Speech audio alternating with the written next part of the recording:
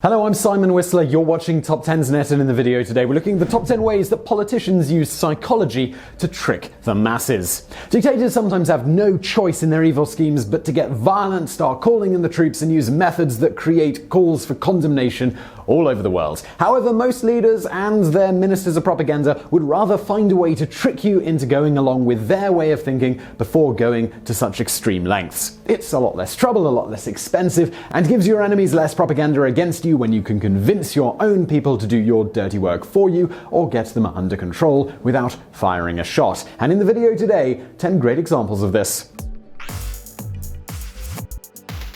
Number 10. Repeating lies over and over again. The propagandist and second-in-command of the Third Reich, Joseph Goebbels, pictured here, once said, "Repeat a lie often enough and it becomes the truth." This was the cornerstone of his immoral philosophy, to tell whatever lies necessary in order to further Hitler's globe-spanning agenda and eliminate all Jewish people. He tried every propaganda trick in the book and came up with quite a few new tricks as well, but repeating basic, simple lies over and over again was one of his favorites. Now, researchers have always wondered just how true Goebbels' famous saying really was, so they sought to understand it better. After research tests, psychologists were a little bit concerned. They found that people tended to rate a statement as true or more likely to be true if they had heard the statement before, even if they had originally known the statement to be false the first time they heard it. Now, psychologists caution that when confronted with lies, people do still tend to be fairly discerning and aren't necessarily tricked that easily or by that trick alone. But it shows it can certainly at least be a part of an effective misinformation strategy. In a place like Nazi Germany, where information was fully controlled and it was hard to even get access to the viewpoint that spoke the truth, we can see how some normal people had the wool totally pulled over their eyes. Number 9. Polarizing everything into two sides of a debate. This is a trick that many people don't know of, and yet they still fall for it every single day. It is far harder for anyone to stay focused on the issues when they are focused on hating the other popular political party just because. In countries like the United States, it is easy for a Democrat or a Republican to renege on their promises later. After all, they know your only option to get back at them is to vote for the other party, and most party faithful have been taught that the other party is simply evil. However, this trick has been used to truly evil effect in other countries, where it was used for more than just trying to distract the populace from your own broken political promises. In the country of Rwanda back in the early 2000s, political and news elite from the Hutu majority polarized the country into two groups, the Hutus and the Tutsis, and they dehumanized the Tutsis by saying they were cockroaches and needed to be exterminated. This led to the eventual genocide in Rwanda, where it is estimated that close to 1 million people were killed, all because they were almost unrecognizably different. Whenever someone tells you to hate another group for such a ridiculous reason, it would be best not only to not listen to them, but perhaps try to remove them from office, even if they do hail from your preferred party.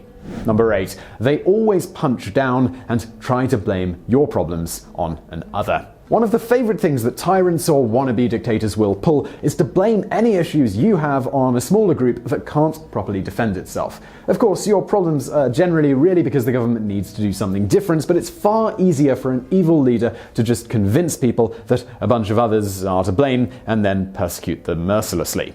This was a favored strategy by Adolf Hitler, who went after the Jewish people, stealing money from them and then rounding them up and sending them to death camps. Many Germans assisted or went along with it, as Hitler had spent years and untold amounts of money trying to convince people that the Jewish minority was literally greedily holding on to all of Germany's money and was truly to blame for everyone's problems. Leaders today still do try these tricks, whether they are blaming undocumented Hispanic and Latino immigrants in the United States or Islamic migrants in Europe. This does not necessarily mean, of course, that every leader who blames your problem on another wants to exterminate them, but it is something that it is wise to stay vigilant about. Number 7. Any news that doesn't come straight out of the dictator's mouth is considered suspect. One of the favorite tricks of any dictator who wants to keep control of the masses is to control the flow of information. This means that if there are any news sources not controlled by the evil person or people in charge, and they cannot immediately shut them down without too much backlash, they will constantly do everything they can to discredit that source and make it sound ridiculous or fake. In situations where the leader can shut down other news sources, they will slowly but surely do this until only theirs remains. Some leaders who try this will try to be sneaky about it and make people think that the now only major remaining news source isn't truly entirely controlled by them. A great real-world example of this would be Russia Today, the main source of news in Russia. While Putin claims that they don't take their marching orders directly from him, they pretty much might as well. Russia Today is essentially controlled by the Kremlin, and Putin has control over what the Kremlin does and what policies it puts into place. If you have control over the flow of information, it can be hard for anyone to form a negative opinion about you or your administration, since you can ensure that only positive things are said about you and what you are planning to do in the future. Number 6. They oversimplify things and hammer their point home over and over again. One of the many things a dictator or minister of propaganda will quickly learn is that the more complicated a message is, the harder it is to get that message across. Many have theorized that it is this which made it so difficult for Hillary Clinton to connect with people. She tends to be very intellectual in her manner of speaking and is not very good at summing things up. She also lacks charisma and isn't particularly relatable. In other words, on the one hand, we've got Donald Trump, who was able to simplify his message into sound bites, and then we've got Hillary Clinton, who took a very intellectual tone. Whatever your thoughts are on Donald Trump, it's hard to deny he has charisma and knows how to appeal to his constituency. Now, this isn't to pass judgment on either one as evil, but only to show how the simplicity of a message can have great effect. The Nazis used this technique regularly themselves, even if it meant losing the more intellectual people. They made their messages so simple and then reinforced them in people's minds over and over again. While it may not have had much of an effect on the deeper thinkers of society, when it came to the masses, it was a brutally effective strategy.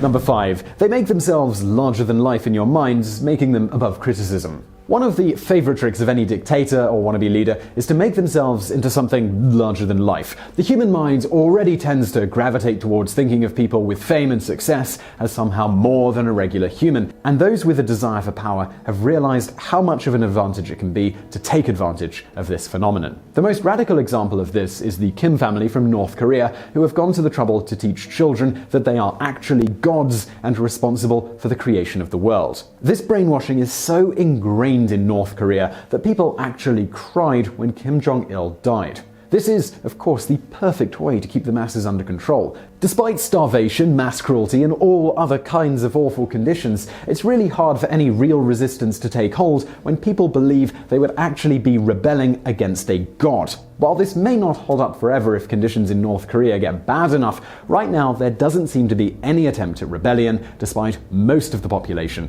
being stuck in horrendous conditions.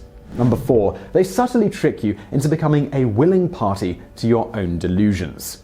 Joseph Goebbels really believed that most people were actually racist pigs on the inside, and he just needed to bring that out of them more fully. He believed that one of the best ways to get people to do what you wanted was to subtly meld what he wanted you to think along with your own deeply held beliefs or prejudices. Many people assume that Nazi tactics were always direct and in your face, but sometimes a less obvious approach was warranted. The Nazis would talk about people's pride of country and their right to live in a land with safety, security, good job opportunities, and all of that, and how Germany needed to be brought back to the greatness that it once had. Most people, of course, already believed this, and so it wasn't hard from there to take people's resentment that they don't have what they should and stir it into anger against almost anything that wasn't the Nazis themselves. This is one of the ways that the Nazis were able to slowly get so many citizens to willingly learn such a terrible and unjustified hatred of the Jews. They started off slowly appealing to people's sense of identity and fairness, and then, once they had them hooked, they made it more and more clear that there was only one way to make things better: destroy the Jewish problem entirely. Much of the time, Goebbels didn't believe in being too direct about violent talk against the Jews. He believed in using the right wording and emphasis and letting people's natural emotions and prejudices take hold and carry them further forward. And by this time, you had become a party to the delusion yourself. Number 3. They always make you think you are being besieged by a stronger enemy. One thing the most crazy leaders or tricksters do is keep you distracted constantly. Perhaps the country is dealing with mass starvation, or there's a media blackout, or many of the population are in death camps. Whatever the situation on the inside, they would rather have you believing that something horrible on the outside could be coming any day. It's important that people don't know when it's going to happen and that it's really, really scary. In the case of North Korea, they constantly beat the drum that the evil United States is about to bang down their door, despite the fact that nuclear weapons are about the only reason the USA would ever spend the money in the first place to invade North Korea. However, it's really not meant for the other countries or to truly intimidate them, but more to keep the people in line. If your country is not in good shape or you are oppressing people, you can make the excuse that you are being besieged by your enemies and you are in a state of war or war readiness for a very good reason. A population is going to be much less likely to start a revolution despite starvation issues or similar if they truly believe it's all a sacrifice to make sure that the country is prepared for an imminent invasion from a horrific enemy.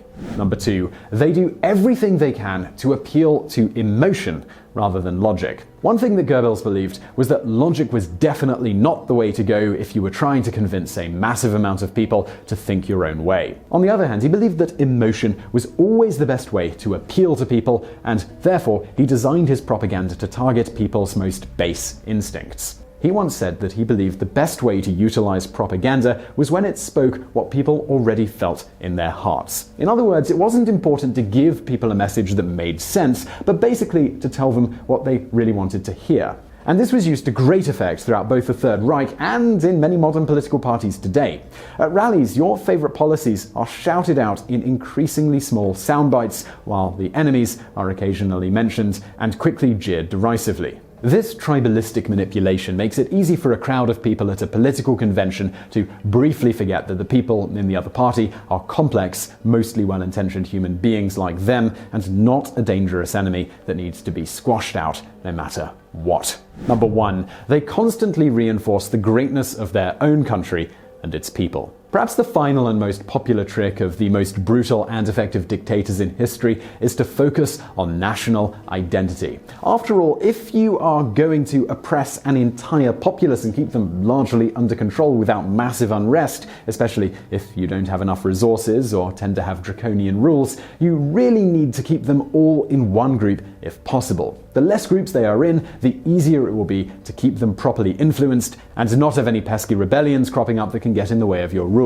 Some countries today use this method where the national identity is practically the religion. North Korea is entirely entrenched in this philosophy, but China isn't that far behind. The party does allow you to have freedom of religion, but they still do everything they can to make you avoid religion and punish you if you practice it in subtle ways. For example, the Communist Party, which basically controls everything and is very strong in China, will not allow you to hold office if you are currently a part of any religion. This ensures that any leaders and the vast majority of the party faithful will remain atheist, and thus their true loyalty will be to country second and party first. In North Korea, the level of patriotism indoctrination would make even the most hardened American patriot blush. So I really hope you enjoyed that video, and do not forget to subscribe to this channel for brand new videos every day of the week. Also, I've got another channel, it's called Biographics. It's biographies of notable people from the present day as well as history, from Elon Musk to Osama bin Laden. You can check it out through the icon on the screen now. But if you want to watch something else right now, why not check out another TopTenz video or a Biographics video over there on the right. And as always, thank you for watching.